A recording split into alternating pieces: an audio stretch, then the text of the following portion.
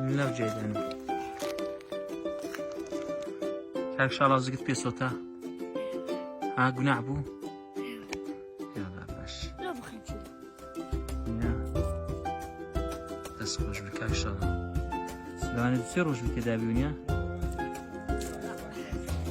لا غدا شديد در رشته بتدا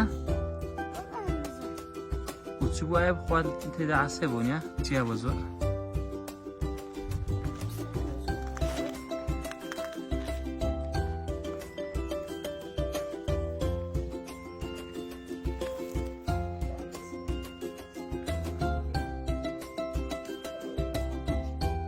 بس خوش كاشرة